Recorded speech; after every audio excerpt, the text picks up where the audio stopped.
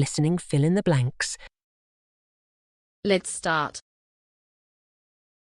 Innovation and entrepreneurship, in the right mix, can bring spectacular results and propel a business ahead of the pack. Across a diverse range of commercial successes, from the Hills Hoist clothesline to the cochlear ear implant, it is hard to generalize beyond saying the creators tapped into something consumers could not wait to get their hands on. However, most ideas never make it to the market. Some ideas that innovators are spruiking to potential investors include new water-saving shower heads, a keyless locking system, ping-pong balls that keep pollution out of rainwater tanks, making teeth grow from stem cells inserted in the gum, and technology to stop LPG tanks from exploding.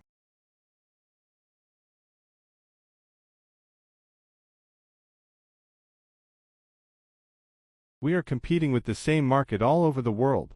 The cleaning products are sold everywhere. Shower Power, known as Bath Power in Britain, was launched 4 years ago with the help of an export development grant from the federal government. We wanted to do it straight away because we realized we had the same opportunities worldwide. Clean is already number 3 in the British market, and the next stop is France. The Power range includes cleaning products for carpets, kitchens and pre-wash stain removal. The Quinn and Heron families are still involved.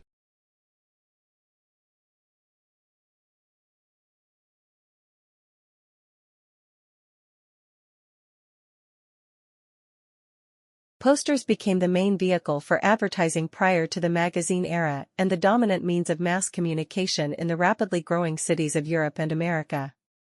Yet in the streets of Paris, Milan, and Berlin, these artistic prints were so popular that they were stolen off walls almost as soon as they were hung. Cheyret, later known as the father of the modern poster, organized the first exhibition of posters in 1884 and 2 years later published the first book on poster art. He quickly took advantage of the public interest by arranging for artists to create posters, at a reduced size, that were suitable for in-home display.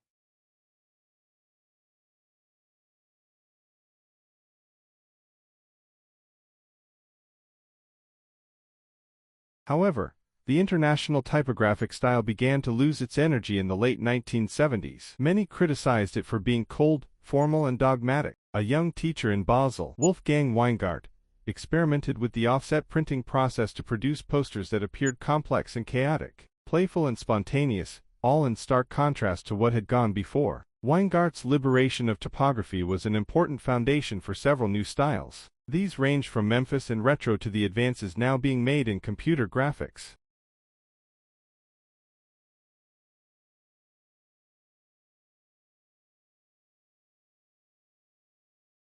Grossman and his colleagues have also found that one of the most reliable ways to support wisdom in our own day-to-day decisions is to look at scenarios from a third-party perspective, as though giving advice to a friend. Research suggests that when adopting a first-person viewpoint we focus on the focal features of the environment, and when we adopt a third-person, observer, viewpoint we reason more broadly, and focus more on interpersonal and moral ideals such as justice and impartiality. Looking at problems from this more expansive viewpoint appears to foster cognitive processes related to wise decisions.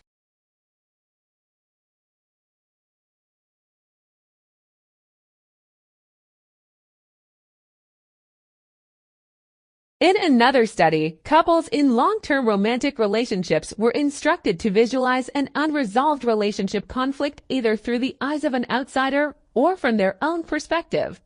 Participants then discussed the incident with their partner for 10 minutes. After which they wrote down their thoughts about it. Couples in the other's eyes condition were significantly more likely to rely on wise reasoning, recognizing others' perspectives and searching for a compromise, compared to the couples in the egocentric condition.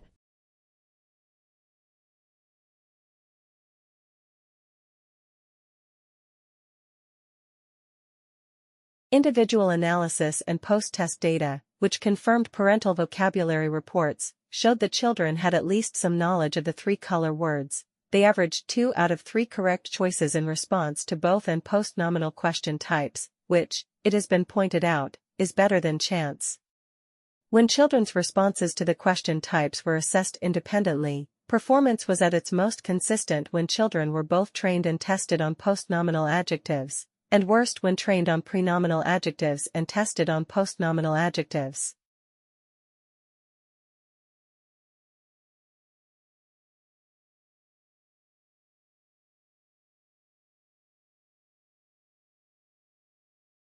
The Uffington horse is also surrounded by Bronze Age burial mounds. It is not far from the Bronze Age cemetery of Lamburn Seven Barrows, which consists of more than 30 well-preserved burial mounds. The carving has been placed in such a way as to make it extremely difficult to see from close quarters, and like many geoglyphs is best appreciated from the air. Nevertheless, there are certain areas of the Vale of the White Horse, the valley containing and named after the enigmatic creature, from which an adequate impression may be gained. Indeed, on a clear day, the carving can be seen from up to 30 kilometers away.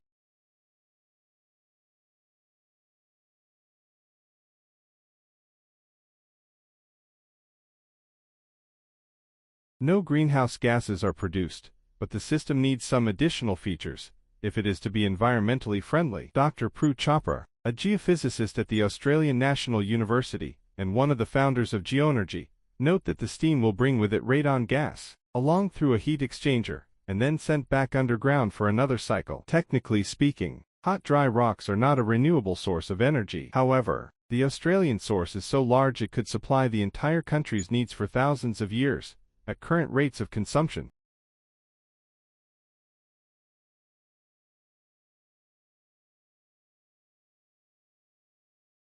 One of the best ways to acquire resilience is through experiencing a difficult childhood. The sociologist Stephen Stack reports in the Journal of Social Psychology. For example, short men are less likely to commit suicide than tall guys, he says, because shorties develop psychological defense skills to handle the bullies and mickey-taking that their lack of stature attracts. By contrast, those who enjoyed adversity-free youths can get derailed by setbacks later on because they've never been inoculated against aggro. If you are handicapped by having had a happy childhood, then practicing proactive optimism can help you to become more resilient.